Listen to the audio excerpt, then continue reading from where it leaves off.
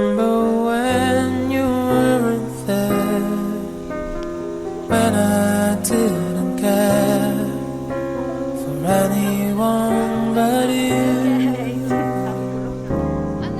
I swear we've been through everything there is. Brother and sister na hindi mo talaga tayo iniwan. Gusto lang natin umaasa. I believe the gospel for today is a good point to reflect on what we celebrate while our presence today at the Yung hindi naman natin hindi. Wala namang tao ang hindi nag-worry. Yung huli ko ang hindi nag-worry. Meron, marami rin tayong worry sa buhay. Kasi isang realidad sa buhay natin that we also anticipate what will happen to us in the future. Kaya we do a lot of things. And because of that, that adds sa Tagalog mas maganda yung ating what we live with. It's not life more than food and body, more than clothing. Look at the birds in the sky. They do not sow or reap. They gather nothing into barns in the sky. They do not sow or reap. They gather into barns. Yet your heavenly Father feeds them. Are not you more important than they? Can any of you, by worrying, add single moment of your lifespan? Why are you anxious about clothes? Learn from the way the wild flowers grow. After the death of Jehoiada, the princes of Judah came and paid homage to the king of Judah.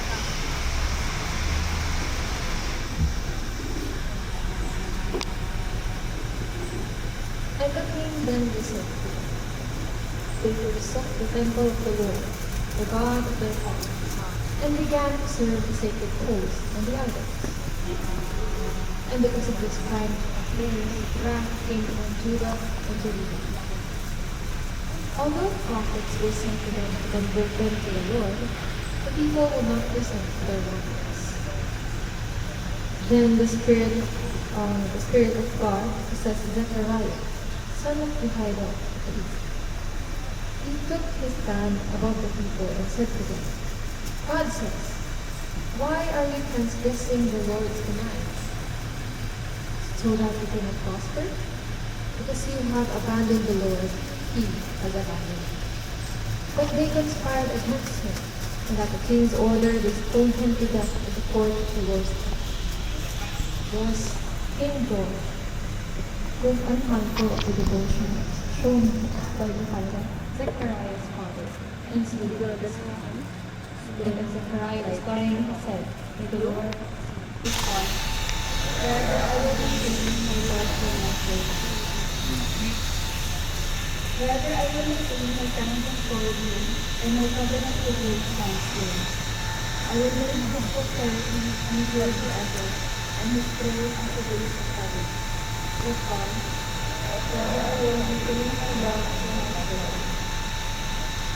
The great God forsake my law, and walk not according to my ordinances, with the violate my statutes, and keep not my commandments. So as we lay hold of their ashes of their finances, to offer this mass.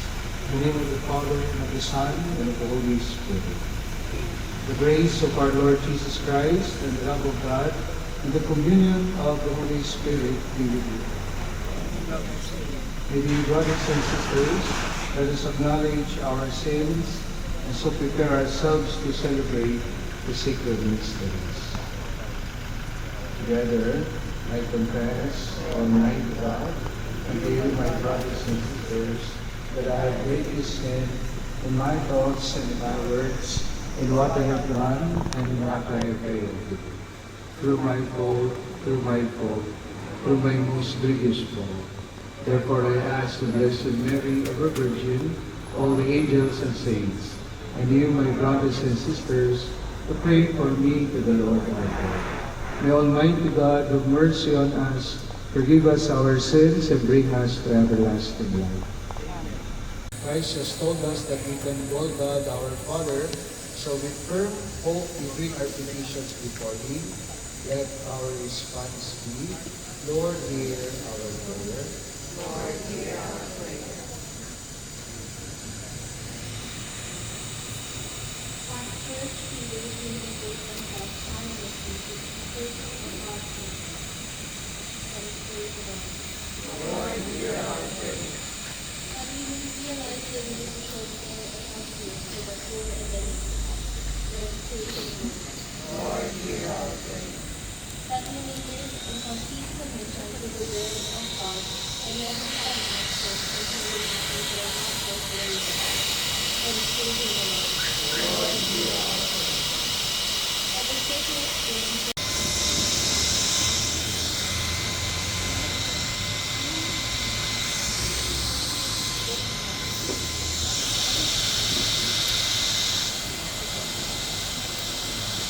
Blessed are you, Lord, God of all creation, for daily as you have received the bread we offer you. The church is given and in the hands of made, it will become.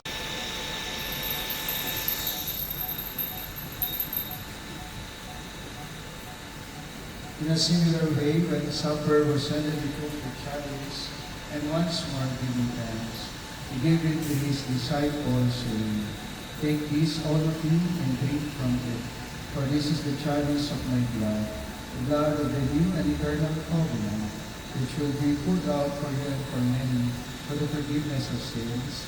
Do this in memory of me.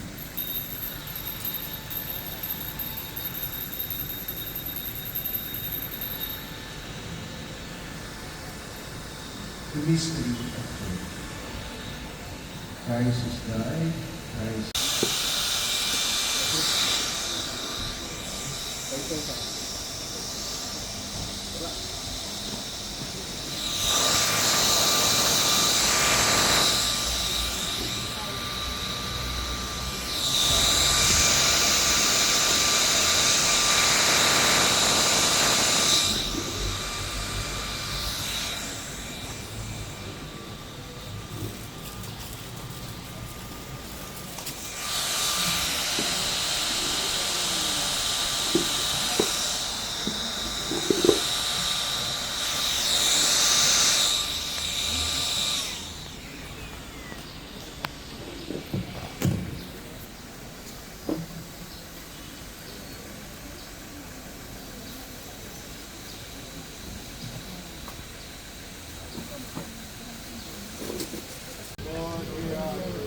Comfort us in our sorrows at the death of our brothers and sisters.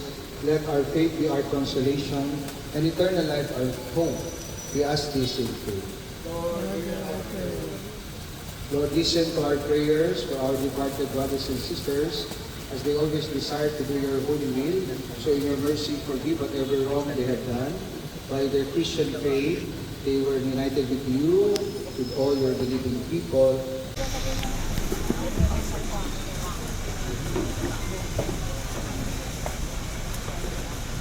In the name of the Father, and of the Son, and of the Holy Spirit. The Lord be with you. Let us pray.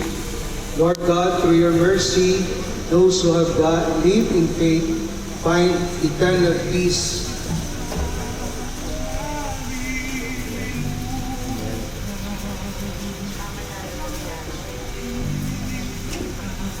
Bless this grave and send your angel to watch over it as we bury the body and ashes of our brothers and sisters. Welcome them into your presence, and with your saints, let them rejoice in you forever. We ask this through Christ our Lord. Amen.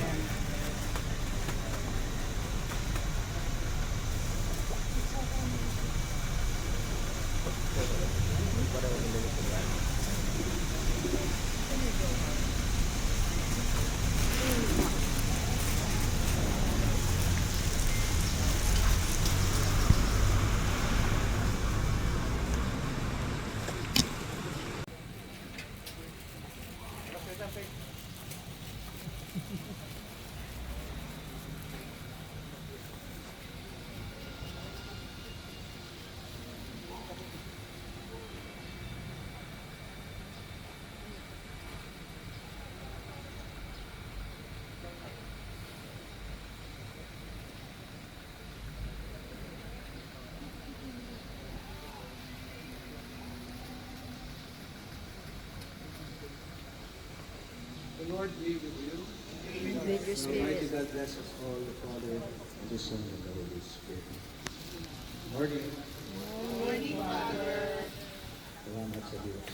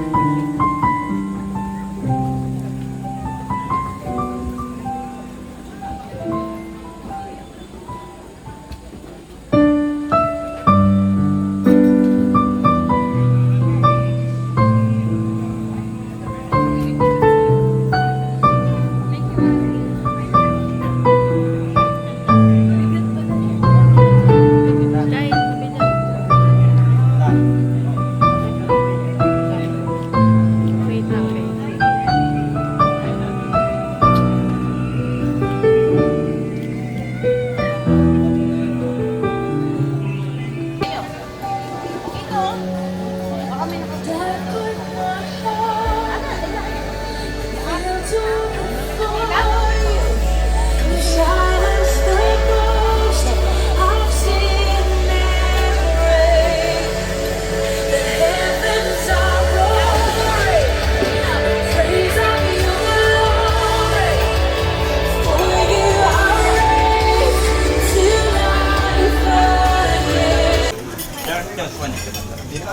May rice.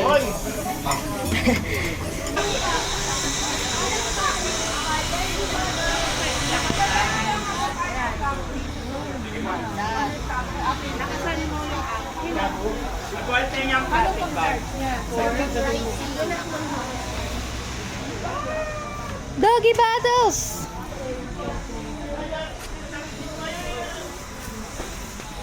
Pathway yan.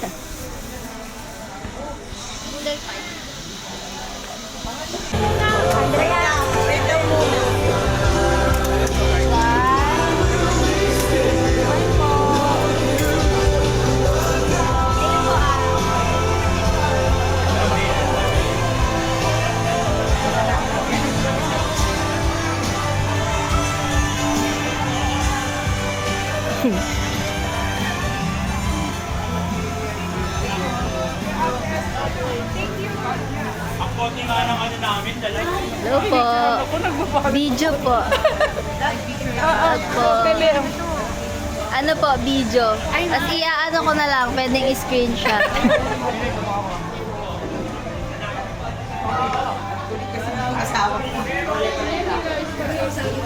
Ito, si Boyet. Di ba kilala mo si Boyet? Masarap po yung midyata. Dami nilang pamangkin.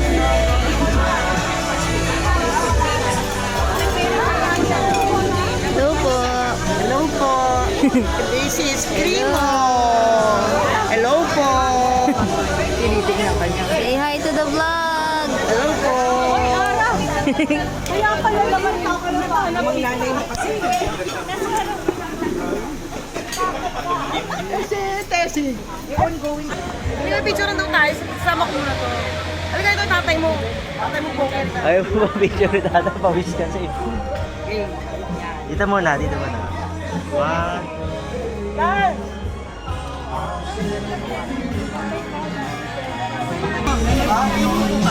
Wala na. Ganun ka lang ka.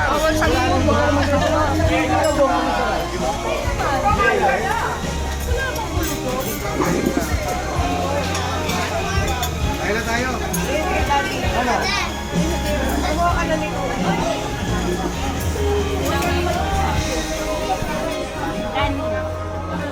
Ano ka, tubig? Coke.